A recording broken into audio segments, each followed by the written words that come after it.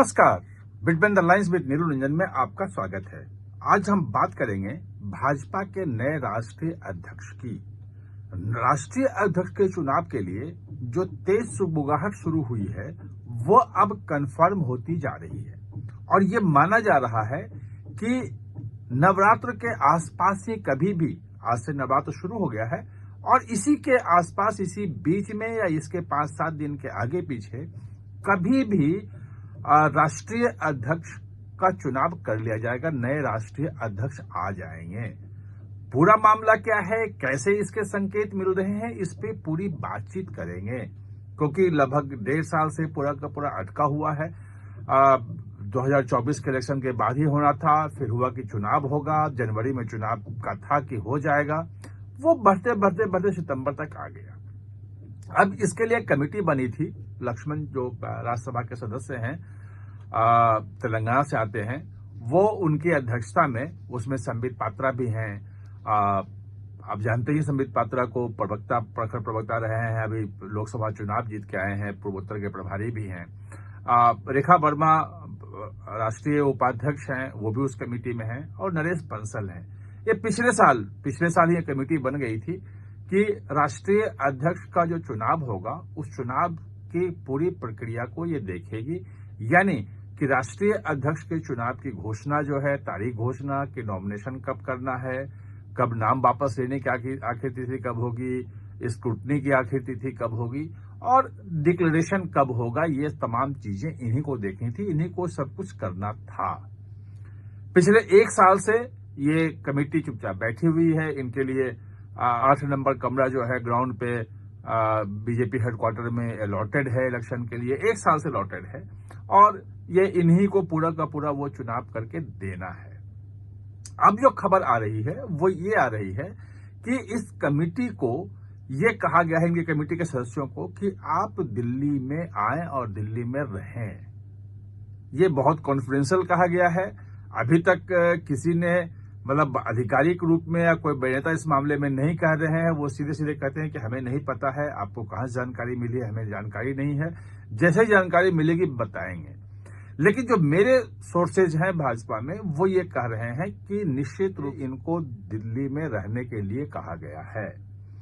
दिल्ली में रहने का मतलब यह है कि अगर कमेटी के सदस्य दिल्ली में हैं तो वो किसी और, इनका कोई काम है नहीं। वैसे जैसे पिछले वीडियो मैंने आपको बताया था कि जो बुधवार को जो बैठक हुई थी 11 अशोका रोड पे, जो भाजपा और संघ के बड़े नेता उसमें मौजूद थे, नड्डा जी भी थे, BL संतोष भी थे, अरुण कुमार भी थे, और उसमें भी राष्ट्रीय अध्यक्ष के चुनाव को लेकर चर्चा हुई थी। उसके एक दिन पहले मंगलवार को JP नड्डा की और अमित शाह की लंबी मुलाकात हुई थी।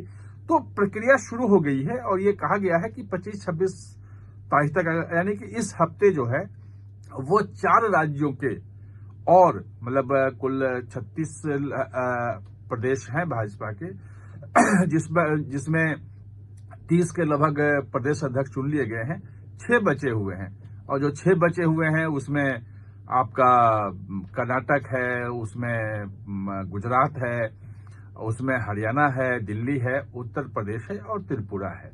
इसमें 4, किन 4 का है ये नाम नहीं आया था, लेकिन 4 राज्यों का जो प्रदेश अध्यक्ष जो है वो इसी हफ्ते डिक्लेयर हो जाएगा, वो सामने आ जाएगा।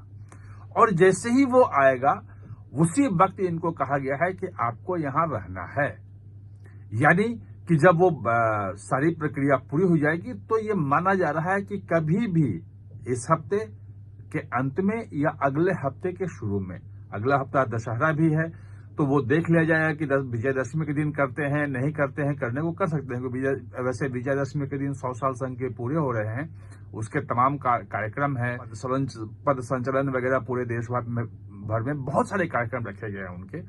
तो हो सकता है कि उसको एक दिन आगे पीछे कर लें। वो एडजस्टमेंट का जो मुझे बताया गया है कि वो रखा गया है फ्री में, इसलिए डेट नहीं दिया गया है।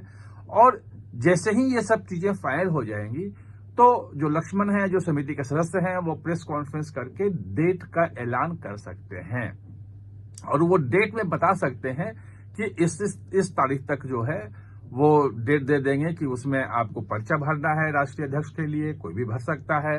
उसके बाद उसकी स्क्रूटनी की तारीख होगी कि एक दिन होगा, फिर उसके वापस लेने की तारीख होगी।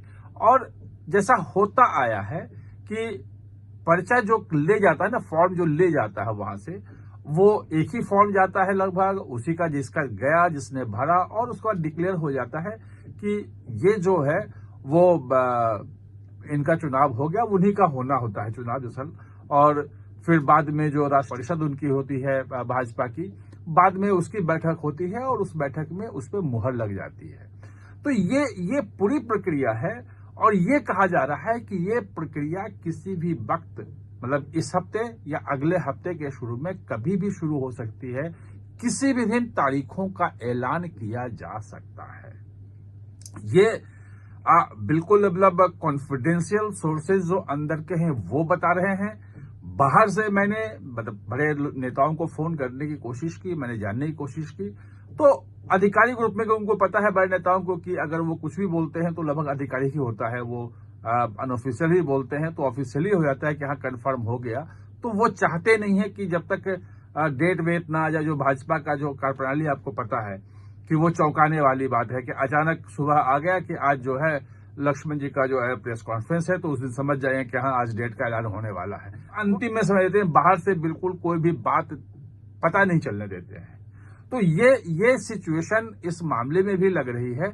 और लेकिन ये तय है कि इस हफ्ते 6 में से 4 राज्यों के प्रदेश अध्यक्ष मिल जाएंगे और उसके बाद जो है वो राष्ट्रीय अध्यक्ष के चुनाव के तारीखों की घोषणा हो जाएगी। कौन कौन लोग इसमें हैं, नाम वही लगभग है। धर्मेंद्र प्रधान हैं, भूपेंद्र यादव हैं, शिवराज सिंह चौहान हैं और एमएल खट्टर हैं। इन्हीं 4 नामों पे अभी भी चर्चा चल रही है। एमएल खट्टर के बारे में बहुत कहा गया कि वो रेस से बाहर हो गए हैं। कई लोगों को उन्होंने खुद कहा कि मैं रेस में नहीं हूं, लेकिन जो जानकारी मिल रही है कि वो भी इस रेस में है। बाकी क्या क्या चीजें हैं, मतलब प्रदेश राष्ट्रीय अध्यक्ष में क्या क्या चीजें देखी जा रही हैं, वो तमाम चीजों पे एक अलग से वीडियो में चर्चा करेंगे, जिसमें आपको बताएंगे कि राष्ट्रीय अध्यक्ष को लेकर के कौन कौन से मापदंड पे चीजें देख रहे हैं, किसकी चीजें चल रही हैं, किसकी कितनी चली, तो कौन बनेगा। वो तमाम कोई एक ब्लैक एंड व्हाइट में नहीं है कि यही हो जाएगा।